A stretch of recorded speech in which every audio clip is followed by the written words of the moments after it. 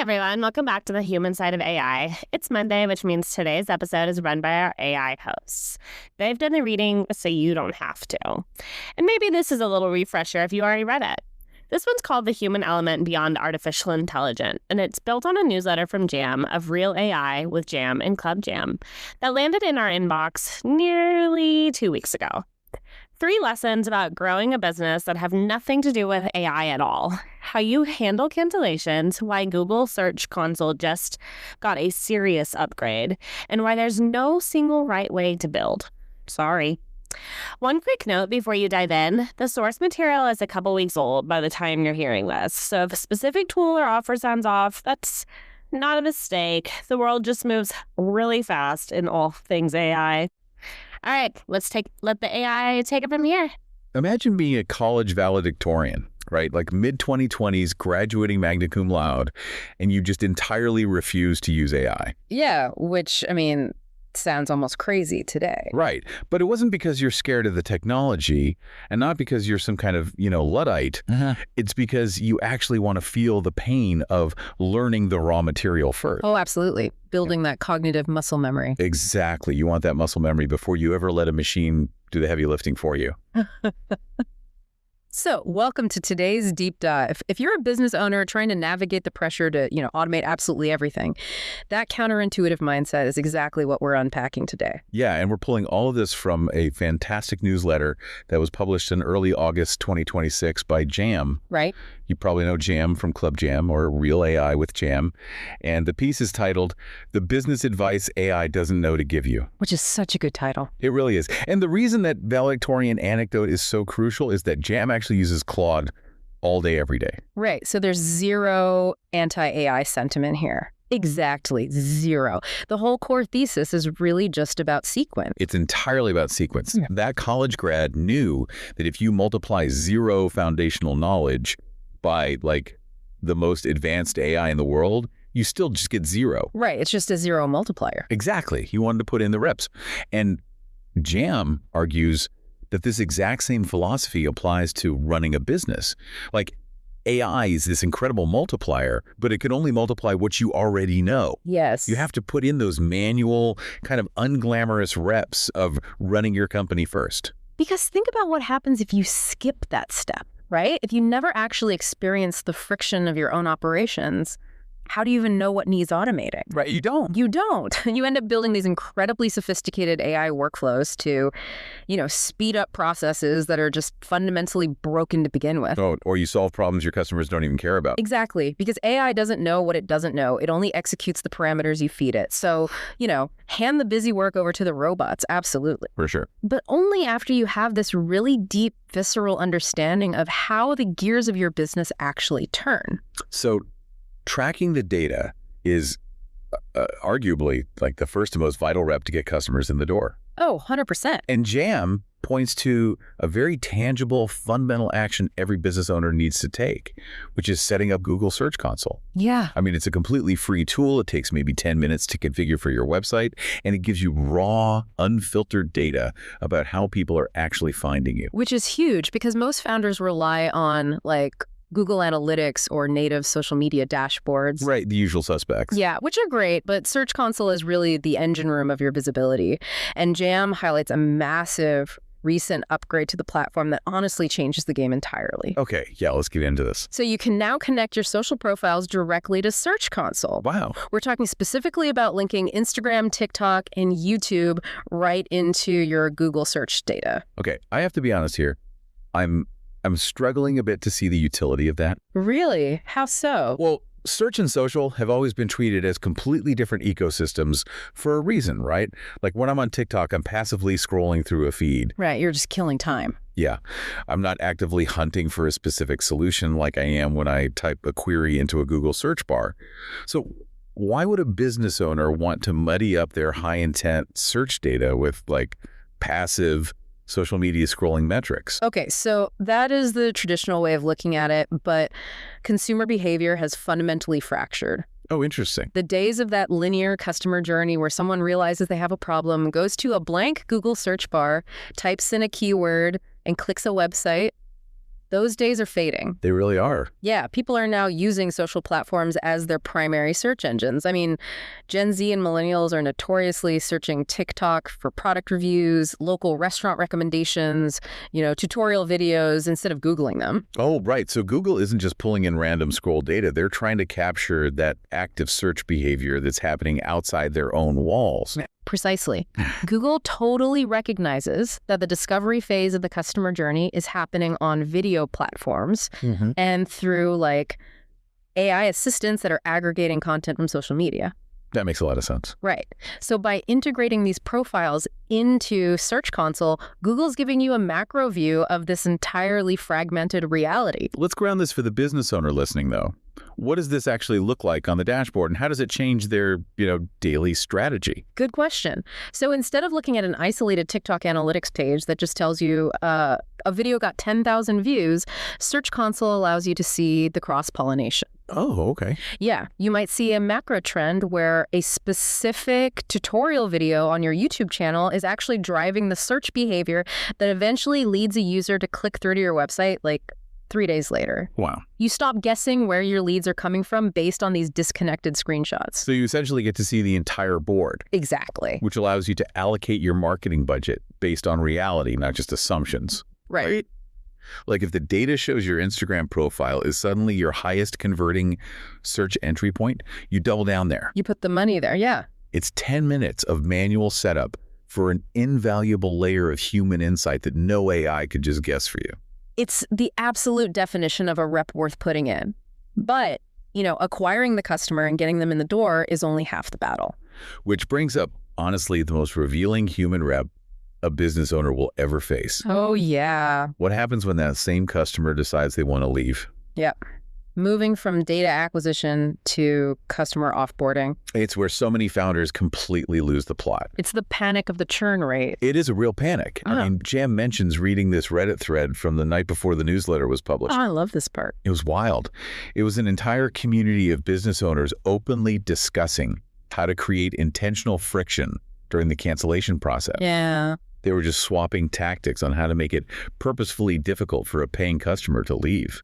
Yeah, in user experience design, we actually call those dark patterns. Dark patterns, yeah. It's the intentional obscuring of the exit door, like hiding the cancel button deep within 3 layers of account settings. Oh, the worst. Or forcing the user to click through multiple warning screens about, everything they're going to lose they leave. Right. Or honestly, the most notorious one, requiring a customer to draft an email to a support inbox just to request a cancellation, and then making them wait 3 to 5 business days for a response. From a psychological standpoint, you can almost understand why a stressed founder falls into this trap. Oh, totally. When you're watching your monthly recurring revenue dip, your survival instinct just kicks in. You panic. Yeah. You think, if I can just delay this cancellation by a few days, maybe they'll forget, or maybe I secure just one more billing cycle. But Jam emphatically rejects this. The newsletter lays out this golden rule that is entirely counterintuitive to those aggressive retention funnels. What is it? Do not be a jerk about cancellations. It's so simple. Right.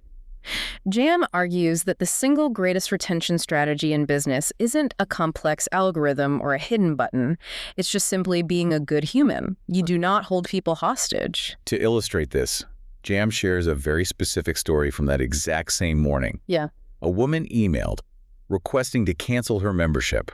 And she wasn't leaving because the product was bad or she wasn't getting value. No, not at all. She was canceling purely due to severe financial hardship. Which is a situation so many people have faced. Jam actually notes having been in that exact same terrifying position, Oh, yeah. Watching the bank account drain and having to ruthlessly cut every single expense that isn't required for basic survival. It's awful. Empathy really requires remembering what that panic feels like. So instead of routing this woman through like a retention specialist or making her justify her hardship, Jam just canceled the subscription instantly. Right away. No hoops, no guilt trips, done.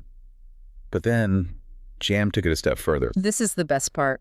After processing the cancellation, Jam offered to let her stay in the membership for 6 free months, entirely on the house. Basically giving her the opportunity to keep learning the very skills that might actually help her generate income and, dig her way out of that financial hole. I want to look at the business mechanics of this, though, because I can hear the skeptical founders screaming right now. I can't afford to do that. Exactly.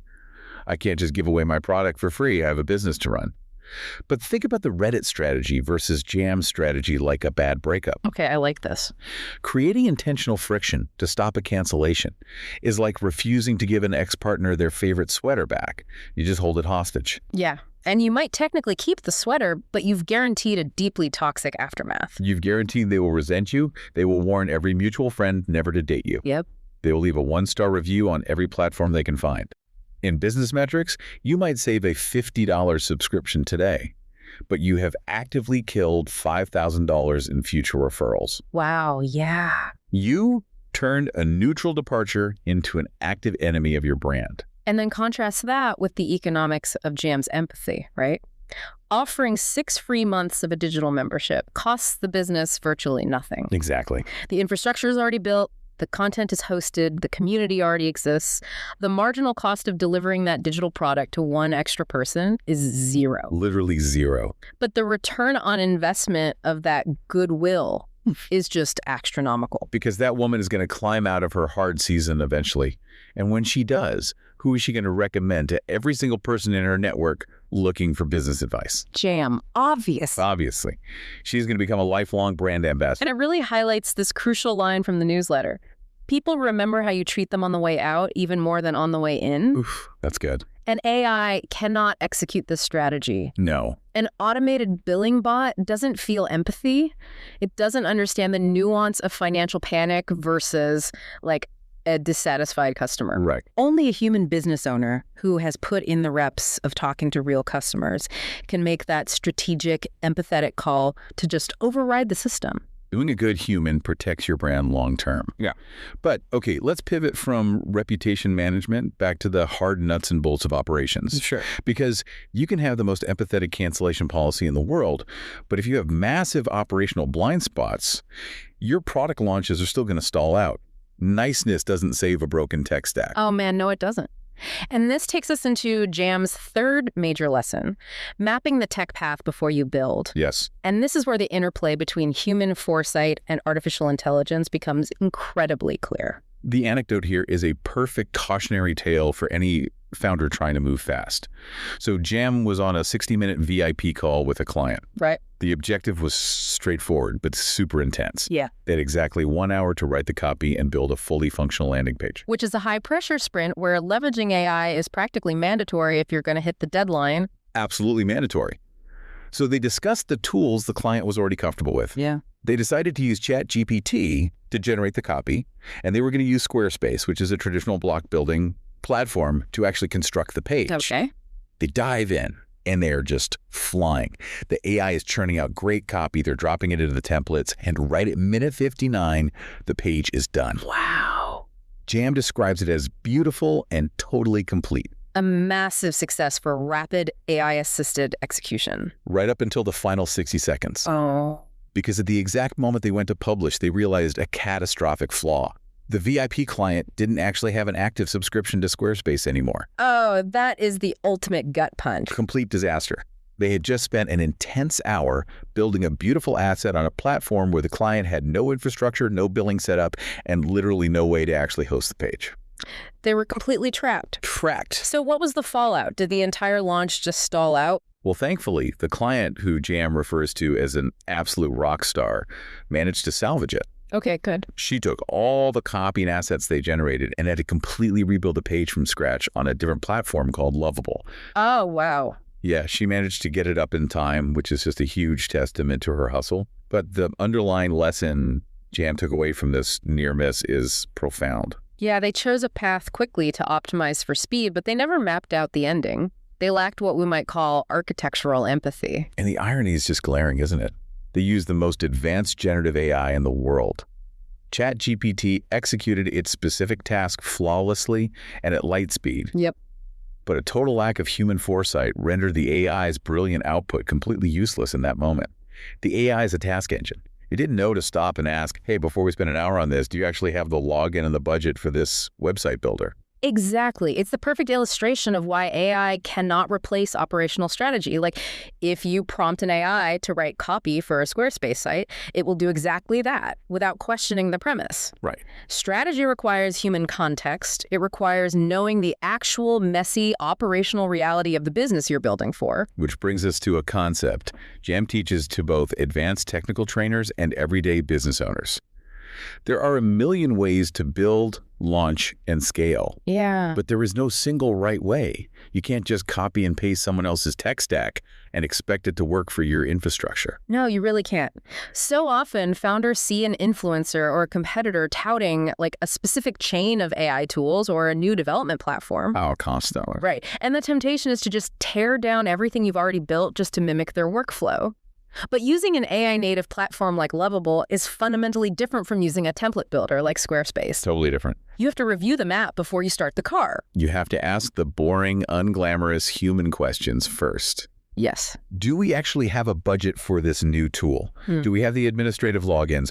Does this new platform natively integrate with our existing email provider, or are we going to have to duct tape it together with third-party automations? You have to deeply understand your own infrastructure. That is the rep. Right. You have to map the tech path based on your unique constraints before you unleash the AI to build within it. Because, I mean, if you build a mansion on rented land where your lease expired, it doesn't matter how fast the robots built the walls. Which honestly ties all three of these major takeaways from Jam's newsletter perfectly together. It really does. Whether we're talking about setting up your Google Search Console to understand how fractured search behavior impacts your specific traffic, or making the empathetic human choice during a cancellation, or mapping out the mundane realities of your tech stack before a 60-minute sprint, these are the manual reps. AI is the ultimate multiplier of knowledge. It can parse your Search Console data in seconds to find hidden trends. It can draft a beautiful, polite cancellation policy for your website. It can write high-converting copy for your landing page. Exactly. But it cannot replace the visceral experience of sitting on the calls, feeling the panic of a broken integration, or answering the emails from a customer in distress. It just can. You have to know the terrain first, put in the reps, understand the mechanisms of your business, and then hand the execution of the busy work to the robots. And for anyone listening who is realizing they need to put in these foundational reps, but, doesn't want to figure it out in total isolation, Jam's newsletter points to some incredible resources. Oh, definitely. Business owners looking for a community of people doing this exact work can check out Club Jam on School. And the source material also references several of Jam's specific programs designed to bridge this gap. Right, like Zero to Claude? Yep, Zero to Claude, the AI marketing machine, build an AI agent in 60 minutes, and the AI gym. So there are structured environments available to help you integrate your human operational strategy with advanced AI tools. It is entirely about finding that synergy, leveraging the massive scale and speed of the technology while fiercely protecting the human insight and empathy that actually keeps the business alive. As we wrap up this deep dive, I want to leave you with one final provocative thought to mull over. Okay. It builds on Jam's incredible point about customer retention and the reality that people remember how you treat them on the way out far more than on the way in. Take a hard look at your own business today. Ask yourself, how much time, energy, and capital did you spend optimizing your checkout page, agonizing over button colors and conversion copy, compared to the amount of time you spent designing your cancellation page? Wow. What would happen to your brand's reputation and your long-term revenue if you completely flipped that priority? What if you designed the absolute perfect, most empathetic, seamless exit experience before you ever designed the entrance? Because you can master the profoundly human rep of letting people go with grace, you might just find they never really leave.